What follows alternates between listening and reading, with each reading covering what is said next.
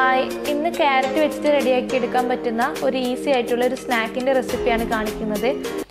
നല്ല ഈസിയാണ്, പിന്നെ ക്യാരറ്റ് ഇഷ്ടപ്പെടുന്നവർക്ക് തീർച്ചയായും ഇഷ്ടപ്പെടുന്ന ഒരു സ്നാക്കാണ്. ഇപ്പം ഞാനൊരു സ്വീറ്റ് വേർഷനാണ് കാണിച്ചിട്ടുള്ളത്, ബാക്കിയുള്ളത് വഴി അപ്ലോഡ് ചെയ്യാം. അപ്പോൾ വീഡിയോയിലേക്ക് പോകുന്നതിന് മുന്നായിട്ട് ആരെങ്കിലും ആദ്യമായിട്ട് കാണുന്നുണ്ടെങ്കിൽ സബ്സ്ക്രൈബ് ചെയ്യാൻ മറക്കരുത്. സബ്സ്ക്രൈബ് ചെയ്യുമ്പം അതിൻ്റെ തൊട്ടപ്പുറം ഒരു ബെല്ലൈക്കൺ കൂടി വരും, അതുകൂടി മറക്കാതെ പ്രസ് ചെയ്യുക. ഞാൻ വീഡിയോസ് ഇടുന്ന സമയത്ത് നിങ്ങൾക്ക് നോട്ടിഫിക്കേഷൻ കിട്ടാൻ വേണ്ടിയിട്ട്. അതിനായിട്ട് ഞാനിപ്പോൾ 3 മീഡിയം സൈസുള്ള ക്യാരറ്റ് വേവിച്ച് വെച്ചിട്ടുണ്ട്. അപ്പോൾ ഞാനിപ്പോൾ കുക്കറിലാണ് വേവിച്ചെടുത്തിട്ടുള്ളത്. ഒരു 5 വിസിൽ അടുപ്പിച്ചിട്ടുണ്ട്. ഇപ്പോൾ അത്യാവശ്യം നന്നായിട്ട് വെന്തിട്ടുണ്ട്. വേവിക്കുന്ന സമയത്ത് വെന്ത് ഉടഞ്ഞു പോകാൻ പാടില്ല.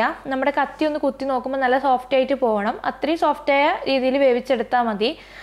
ഇനി ഇതിൻ്റെ തൊലി കളഞ്ഞിട്ട് നമുക്കൊരു മിക്സിയുടെ ജാറിലേക്ക് കട്ട് ചെയ്തിട്ട് ഇടാം. ഇത് നന്നായിട്ടൊന്ന് അരച്ചെടുക്കാൻ വേണ്ടിയിട്ടാണ്. ഇപ്പം ഞാൻ മിക്സിയുടെ ജാറിലേക്ക് മാറ്റിയിട്ടുണ്ട്.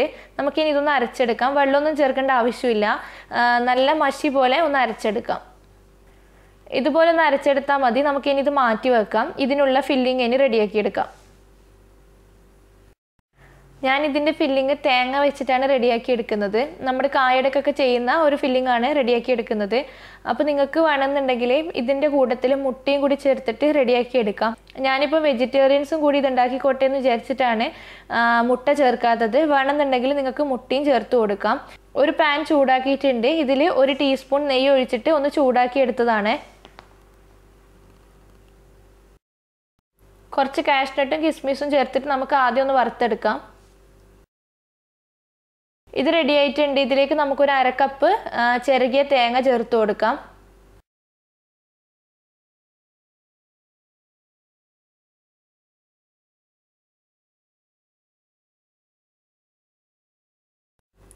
ഞാനിപ്പോൾ ഫ്രഷ് കോക്കനട്ടാണ് എടുത്തത്. ഇതിന് പകരം ഡെസിക്കേറ്റഡ് കോക്കനട്ട് എടുത്താലും മതി. ഒന്ന് മിക്സ് ചെയ്തെടുക്കുക. ഇനി നമുക്കിതിലേക്ക് പഞ്ചസാര ചേർത്ത് കൊടുക്കണം. ഞാനിപ്പം 4 ടേബിൾ സ്പൂണോളം പഞ്ചസാരയാണ് ചേർത്ത് കൊടുക്കുന്നത്. ഇനി നന്നായിട്ട് തന്നെ മിക്സ് ചെയ്തിട്ട് നമുക്കിതൊന്ന് വറുത്തെടുക്കുക.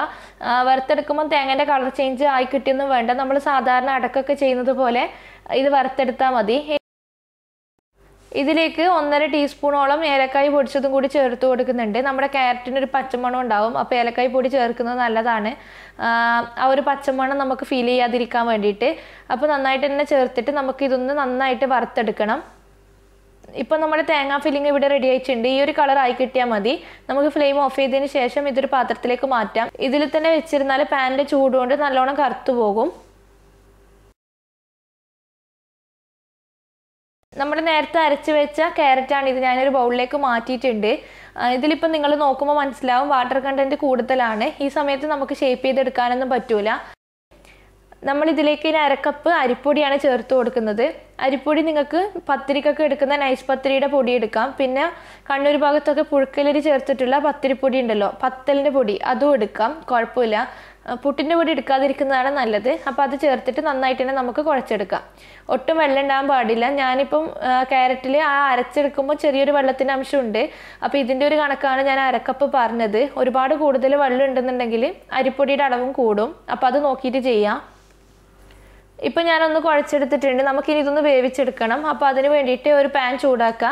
അതിലേക്ക് നമ്മളെ മാവ് ഇട്ട് കൊടുത്തിട്ട് വെള്ളം വലിയുന്ന വരെ ഒന്ന് മിക്സ് ചെയ്തെടുക്കണം. ഒട്ടും വെള്ളം ഉണ്ടാകാൻ പാടില്ല. നല്ല കട്ടിയായി വരുമ്പോൾ നമുക്ക് ഫ്ലെയിം ഓഫ് ചെയ്യാം.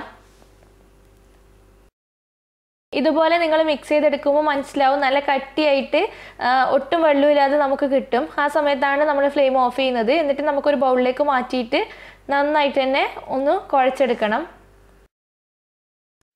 നമ്മുടെ മാവ് ഇപ്പോൾ റെഡി ആയിട്ടുണ്ട്. നമുക്കിത് ഷേപ്പ് ചെയ്തെടുക്കാം. അപ്പോൾ ഒരു ചെറിയ ബൗളിൽ കുറച്ച് എണ്ണയോ നെയ്യോ എടുക്കണം. കാരണം നമുക്ക് കൈവച്ചിട്ട് പരത്തിയെടുക്കുമ്പോൾ ഒന്ന് തടവിയെടുക്കാൻ വേണ്ടിയിട്ട്. പിന്നെ നമ്മൾ നേരത്തെ റെഡിയാക്കി വെച്ച തേങ്ങാ ഫില്ലിങ്ങും വേണം. അപ്പോൾ കുറച്ച് എടുത്തിട്ട് ഞാനിപ്പോൾ ഇത് റൗണ്ട് ആക്കിയിട്ടാണ് എടുക്കുന്നത്. ഞാൻ പറഞ്ഞല്ലോ, ഞാൻ ബാക്കിയുള്ള വേർഷൻ പിന്നെ ഞാൻ അപ്ലോഡ് ചെയ്യുന്നുണ്ട്. അപ്പം ഈ ഒരു അട ഞാനിപ്പോൾ റൗണ്ട് ആക്കിയിട്ടാണ് എടുക്കുന്നത്.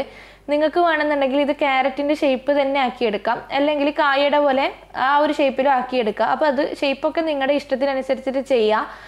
റൗണ്ട് ആയിരിക്കും കുറച്ചും കൂടി ഈസി ആയിട്ട് നമുക്ക് ചെയ്യാൻ പറ്റുക. അപ്പോൾ കുറച്ചെടുത്തിട്ട് കയ്യിൽ വെച്ചിട്ടൊന്ന് പരത്തിയതിന് ശേഷം അതിൻ്റെ നടുവിലായിട്ട് ഫില്ലിങ് ഇട്ട് കൊടുക്കുക. ബോളിൻ്റെ വലിപ്പമൊക്കെ നിങ്ങളെ ഇഷ്ടത്തിനനുസരിച്ചിട്ട് തീരുമാനിക്കാം. നിങ്ങൾക്ക് വലുത് വേണമെന്നുണ്ടെങ്കിൽ വലുതായിട്ട് റെഡിയാക്കി എടുക്കാം. പക്ഷെ ചെറുതായിരിക്കും കാണാനും ഭംഗി ഉണ്ടാവുക, കഴിക്കാനും ടേസ്റ്റ് ഉണ്ടാവുക. അപ്പോൾ അതൊക്കെ നിങ്ങളുടെ ഇഷ്ടത്തിനനുസരിച്ചിട്ട് ചെയ്യും. അങ്ങനെ തന്നെ എല്ലാം ഷേപ്പ് ചെയ്തെടുക്കുക. ഷേപ്പ് ചെയ്തെടുത്തതിന് ശേഷം നമുക്ക് ഫ്രൈ ചെയ്യണം. ഫ്രൈ ചെയ്യാനായിട്ട് ഞാനിപ്പോൾ കുറച്ച് ഓയിൽ ചൂടാക്കിയിട്ടുണ്ട്. മീഡിയം ടു ലോയിൽ വെച്ചിട്ടാണ് നമ്മളിത് ഫ്രൈ ചെയ്തെടുക്കുന്നത്. പൊട്ടിപ്പോകുകയും ചെയ്യില്ല, അതൊന്നും വിചാരിച്ച് ടെൻഷൻ അടിക്കണ്ട. പക്ഷെ ഒന്ന് കുക്കായി കിട്ടാൻ വേണ്ടിയിട്ടാണ് മീഡിയം ടു ലോയിൽ വെക്കുന്നത്. ഒരു സമയം തന്നെ ഒരു 3-4 ഇട്ട് കൊടുക്കാം. എന്നിട്ട് നമുക്ക് തിരിച്ചും മറിച്ചും ഇട്ടിട്ട് നന്നായിട്ട് തന്നെ ഫ്രൈ ചെയ്തെടുക്കാം. ഒരു ബാച്ച് റെഡി ആയിട്ടുണ്ട്. നമുക്കിത് എണ്ണയിൽ നിന്ന് മാറ്റാം. ഇതുപോലെ തന്നെ ബാക്കിയുള്ളതും ഫ്രൈ ചെയ്തെടുക്കണം. അപ്പോൾ ഇതാണ് നമ്മുടെ ക്യാരറ്റ് വെച്ചിട്ടുള്ള അട. നിങ്ങൾക്ക് ഇഷ്ടപ്പെട്ടെന്ന് വിചാരിക്കുന്നു. എന്തായാലും ട്രൈ ചെയ്ത് നോക്കിയിട്ട് ഫീഡ്ബാക്ക് പറയണം. പിന്നെ ഞാൻ പറഞ്ഞ പോലെ നിങ്ങൾക്ക് മുട്ട വേണമെങ്കിൽ മുട്ട ആഡ് ചെയ്യാം. അതുപോലെ ഷേപ്പിൽ എന്തെങ്കിലും ചേഞ്ചസ് വരുത്തണമെങ്കിൽ അതും ചെയ്യാം.